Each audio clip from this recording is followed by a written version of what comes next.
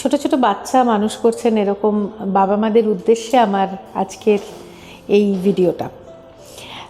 অনেকেই এসে বলেন যে বাচ্চা এরকম করছে ওরকম করছে, হ্যান্ডেল করতে পারছি না, সামলাতে পারছি না। সবাইকেই বলি যে এটা একটা প্রসেস, মানে বাচ্চা যবে থেকে জন্মালো তখন থেকে বাচ্চাকে বড় করে তোলা, মানে প্রথম 15-16 বছর, যে বছরগুলোর পরে বাচ্চা আপনাকে বলবে যে leave me alone, my life is my life.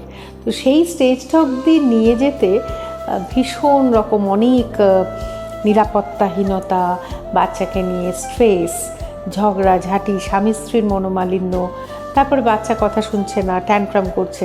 তো এই যে পুরো জিনিসটা আজকালকার বিশেষত শহুরে সমাজে আমরা ভীষণ বেশি দেখতে পাই।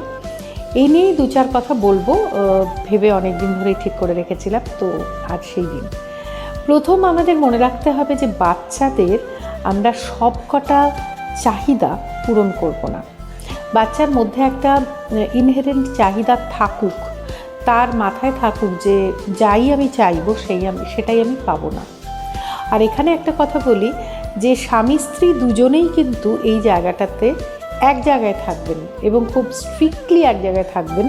এরকম যেন না হয় যে বাবা দেয় না আর সেই অভাববোধটা মা পূরণ করে দিচ্ছে, অথবা বাবা মা দিচ্ছে না সেই অভাববোধটা দাদু দিদা, দাদু ঠাকুমা বা বাড়ির অন্যান্যরা পূরণ করে দিচ্ছে। অনেকেই এসে বলে যে হ্যাঁ আমরা দিই না, কিন্তু বাড়ির বড়দের তো সামলাতে পারি না। এখানে আবার বলি যে বাচ্চা আলটিমেটলি কিন্তু খুবই ইন্টেলিজেন্ট মানুষ।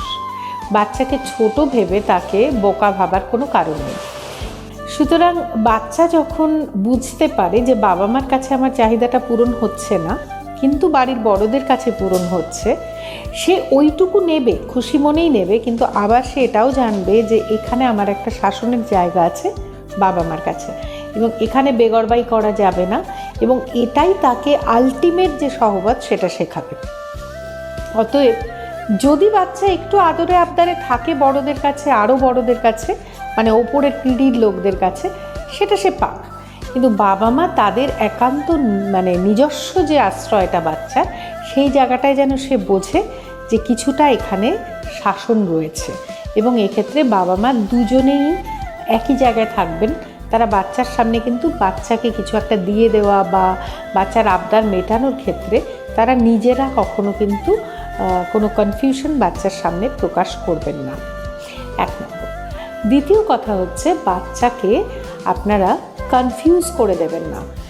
একই অপরাধের জন্য আজকে বকেছেন, কিন্তু কালকে ওই একই অপরাধ সে করছে, আপনি তাকে কোলে করে বসিয়ে রেখেছেন। ধরুন টিভি দেখা, আপনি অ্যালাউ করেছেন এতক্ষণ দেখবে বা এই সিরিয়ালটা সে দেখবে, কথা শোনেনি বলে কালকে ভীষণ বকা খেয়েছে। আজকে দেখা যাচ্ছে বাবা মা চায়ের কাপ নিয়ে বাচ্চার সঙ্গে সেই একই ডিউরেশনে টিভি সিরিয়াল দেখছে, বাচ্চা কিন্তু বকা খেলো না।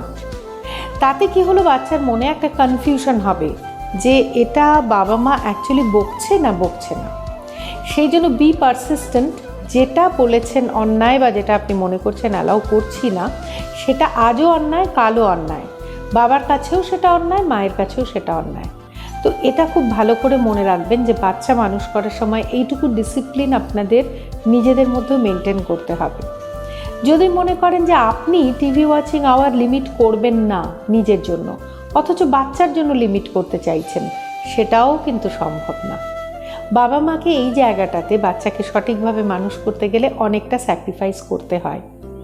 আপনি আচরি ধর্ম পরের শিখাও, যেটা নিজে করছেন না সেটা আশা করবেন না বাচ্চা করবে।